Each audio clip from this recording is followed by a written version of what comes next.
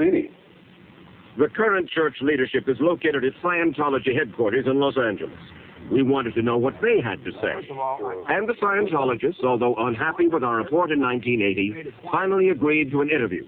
But this time, the Scientologists, convinced that we were out to attack their church, arranged for several of their videotape cameras to be trained on us at all times during the session. Church president, the Reverend Heber Jensch, had his attorney Earl Cooley sitting at his side throughout the interview. And almost 100 Scientologists were called in as witnesses. Scientology is the only road to total freedom. Whether you agree with it or not, that is the truth. And he has outlined a way to do it. The only road to total freedom. Really, the only road? I said the only road to total freedom. Yes. What does that mean? Only road to total freedom. Oh, there's some word there you don't understand? I don't understand the concept. I mean, well, what kind of freedom are we talking about?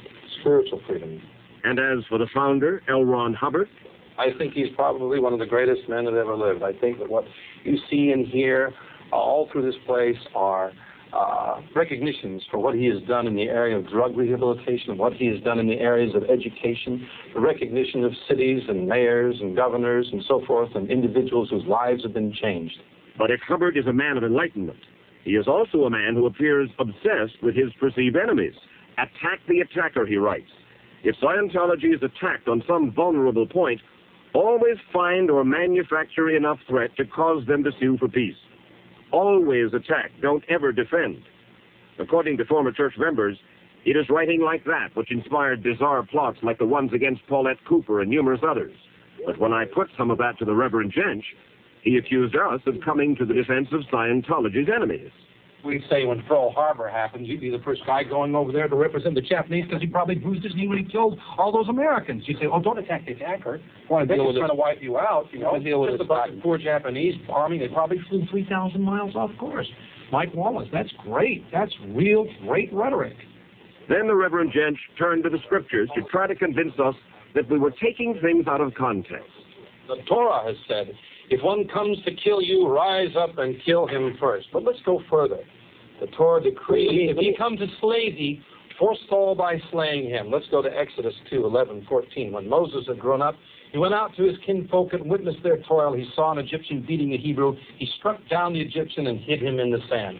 Now, I can just take it and turn it back to you and say, you're a Jew. How do you respond to this thing? I don't think that's fair. I think that is a despicable activity by anyone to take it out of context. And I can go through the whole Bible and lift it out and make it look just as crazy, just as weird as you're trying to do here with millions and millions of words in print in a religion, and you can take out 2 words or you can take out a sentence and you can somehow try to bring it down to that. In the course of reporting this story, it became apparent to us that the Reverend Jensch is persuaded that 60 Minutes itself is somehow involved with others in a plot to destroy Scientology. You may not like our religion. You may try to castigate it. You may try to denigrate it. You may try to bring down the image of Mr. Hubbard, but you cannot change what has happened in the hearts and minds of every single Scientologist who has had benefit from this man and what he's done. And we're here. You know, we're here for all the centuries to come. All the centuries to come. Apparently, 60 Minutes disappears and the electrons are erased off of the tapes. We'll still be here. Everyone who has taken these courses come out with a superego and with a truculent, if you will, a truculent view of anyone who dares disagree. Because the person who disagrees is perceived as what they call a suppressive person. An enemy. And must be dealt with as such. And that's the gospel according to L. Ron Hubbard. That's the dark side of Scientology. Omar Garrison set out to write the Hubbard biography. According to church legend, Hubbard is a man of extraordinary accomplishment. But Garrison says that he has learned there is less to Hubbard than has been painted over the years in church literature. He fought in 5 theaters in World War II. Not true. He commanded a squadron of corvettes. Not true. He was crippled and blinded in war. Not true.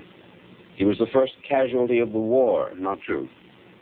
Flown home in the Secretary of Navy's private plane. Not true. Are you aware of the fact that there are more than one set of military records on Mr. Hubbard?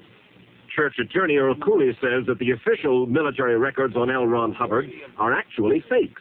that his records, his military records, have been doctored. Are you aware of that? By God knows whom. But there is more. Is he an atomic or nuclear physicist? Of course not. Did he travel with Tibetan bandits? I have no documentation and have never seen any in an extensive research that he did. Legend, rumor, grows up around any charismatic leader, any leader in the world, and particularly any religious leader. Attorney O'Cooley says that if anyone exaggerated the credentials of the founder, it was overzealous Scientologists and not the man himself. And if he were to spend his time attempting to refute every allegation made against him, good and bad, he would have no time to write the technology and to develop the philosophy that has helped millions and millions of people. And has made millions and millions of dollars for L. Ron Hubbard, according to this man, Homer Schomer, who testified in court that as treasurer for a company called Author Services Incorporated in Los Angeles, he secretly channeled a fortune into the private overseas bank accounts of L. Ron Hubbard. His weekly income went from about $200,000 to up over $1 million per week. L. Ron Hubbard himself was making $1 million a week. That's correct. In 1982? Right. And most of the money was coming out of the church. Schomer says the company he worked for billed the Church of Scientology for Hubbard's past research, and that the money was then transferred into Swiss bank accounts. This despite public claims that Hubbard made only a paltry living from Scientology. And you knew this for a fact because you took part in the switching, if you will, of these funds to Switzerland? Right. Plus, I'd have the bank records that, the transfer receipts from the banks that money would be transferred. What about the credibility of Homer Schomer and the other former Scientologists who are now speaking out? The Scientologists claim that those former church members were purged from the church, in effect thrown out, after an internal power struggle. According to the church leaders, they are all disgruntled and have personal gripes.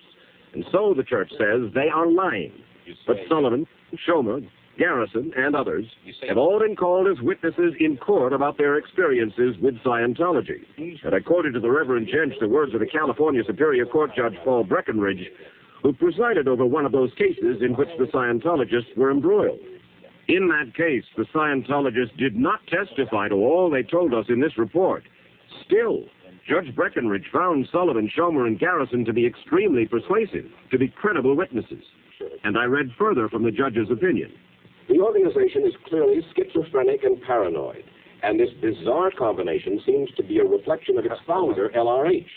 The evidence portrays a man who has been virtually a pathological liar when it comes to his history, background, and achievements. The Reverend Gent says that he has investigated what was the basis for the judge's decision. I traced back where that came from, this whole schizophrenic paranoia concept that he has.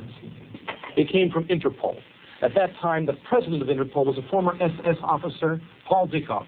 And to find that Judge Breckenridge quoted a Nazi SS officer as the authority on Scientology, I find unconscionable. You may support it. I can't support that in any way, shape, or form. The church continues to protest. It is misunderstood, the object of unfair attacks. Meantime, loyal Scientologists swear that they continue to find salvation in Hubbard's philosophy, that man can help himself, that man can reach a state of clear. From sea to shining